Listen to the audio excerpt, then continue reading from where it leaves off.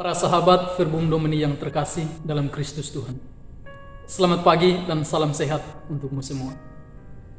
Menemani petualangan kemuridan kita hari ini, gereja merekomendasikan surat pertama Rasul Paulus kepada jemaat di Tesalonika, bab 3 ayat 7 sampai 13, dan juga Injil Matius bab 24 ayat 42 sampai 51 sebagai rekan perjalanan kepengikutan kita akan Kristus, agar kita luput dari kebosanan dan kesendirian di dalam menelusuri lorong-lorong panjang kehidupan hari ini yang masih misteri, sebab setiap masa memuat kisahnya tersendiri.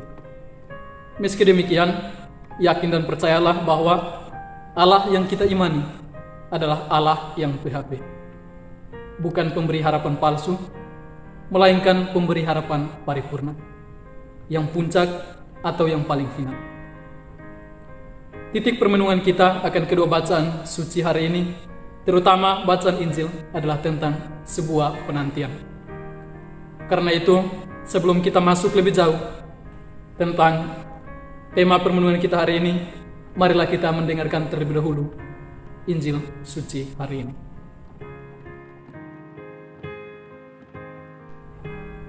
Inilah Injil Yesus Kristus menurut Matius. Yesus bersabda kepada murid-muridnya, "Berjaga-jagalah, sebab kalian tidak tahu pada hari mana Tuhanmu datang.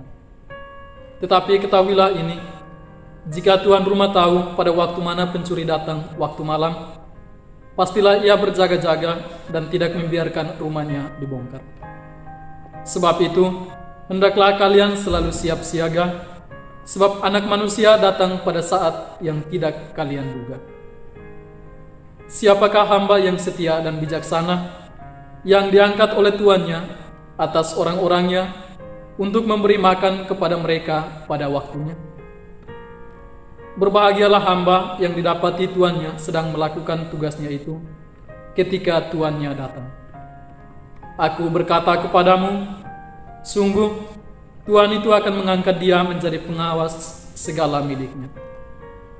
Akan tetapi, jika hamba itu jahat dan berkata dalam hatinya, Tuanku tidak datang-datang, lalu ia mulai memukul hamba-hamba lain dan makan minum bersama para pemabuk, maka Tuhan hamba itu akan datang pada hari yang tidak ia sangka dan pada saat yang tidak ia ketahui. Maka hamba itu akan dibunuhnya dan dibuatnya senasib dengan orang-orang munafik. Di sanalah akan terdapat ratapan dan kertak gigi." Demikianlah Injil Tuhan. Saudara-saudaraku yang terkasih dalam Kristus Yesus, tema permenungan kita hari ini tentang penantian menjadi sangat menarik, sebab semua kita tanpa terkecuali tinggal dalam situasi penantian ini.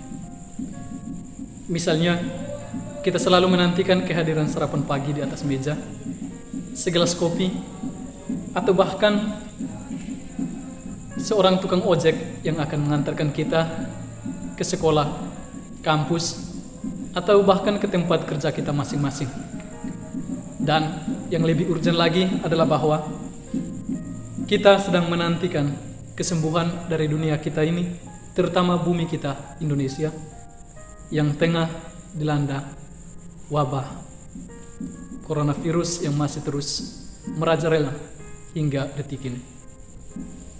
Singkatnya bahwa seluruh rangkaian kegiatan atau pekerjaan yang kita lakukan setiap saatnya selalu diawali dengan sebuah penantian. Sebab segala sesuatu ada waktunya. Mungkin ini terlalu naif atau berlebihan, tetapi inilah ritme hidup kita. Sebab sebelum penantian kita terpenuhi, kita tidak bisa melakukan apa-apa. Ironisnya lagi bahwa menanti atau menunggu kedatangan seseorang atau sesuatu merupakan suatu pekerjaan yang sungguh sangat membosankan dan menjengkelkan, sekurang-kurangnya menurut pendapat saya. Hal ini akan mencapai klimaksnya manakala kita menanti hanya dengan duduk diam saja, sambil menunggu kapan waktu kedatangannya tiba, tanpa melakukan apa-apa. Akan tetapi, penantian atau menanti bukanlah seperti itu. Penantian berarti kita pergi menjemput. Dan bila kita perhatikan, pemaknaan ini menunjukkan adanya suatu gerakan aktif, penuh antusias, mendekat dan menuju kepada yang dinanti. Inilah yang disebut dengan tindakan menjemput.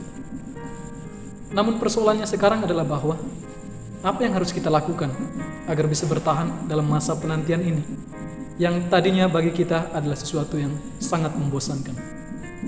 Apa yang harus kita lakukan agar kita bisa stand till the end? Sesama saudara yang terkasih, ada 6 hal yang bisa membantu kita untuk bertahan sampai akhir dalam masa penantian kita. Yakni yang pertama, menunggu hingga waktunya tiba. Yang kedua, sabar dalam penantian. Yang ketiga, berjuang melawan kebosanan.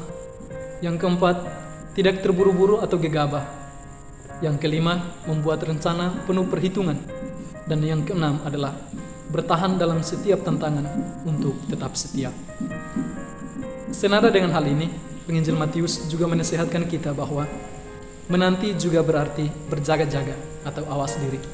Atau dalam bahasa Injilnya tadi, tidak memukuli hamba-hamba yang lain, tidak makan dan minum bersama para pemabuk. Dan di atas segalanya, agar penantian kita tidak membosankan dan menjengkelkan, maka hendaknya kita selalu menanti dengan penuh harapan. Harapan di sini berarti belum finish, masih melaju dan terutama masih hidup. Manusia tanpa harapan itu sama seperti zombie yang tubuhnya saja yang masih bergerak, tapi jiwanya telah mati. Harapan juga bukan berarti kita melihat masa depan dari sekarang. Harapan pun bukan berarti kita mempercepat roda waktu kehidupan kita seperti Doraemon. Tetapi harapan tidak lain adalah seperti yang dikatakan oleh Desmond Tutu, bahwa harapan menjadi sebuah kemampuan untuk melihat bahwa ada cahaya meskipun semuanya dalam kegelapan. Mungkin kita juga akan bertanya-tanya, mengapa kita mesti berharap? Jawabannya sederhana. We never know what tomorrow will bring. Kita tidak pernah tahu akan apa yang dibawa oleh hari esok. Tetapi yakin dan percayalah bahwa akan selalu ada harapan dalam Tuhan ketika dunia penantian kita ini berada dalam keputusasaan. Semoga rahmat Tuhan membantu kita. Amin.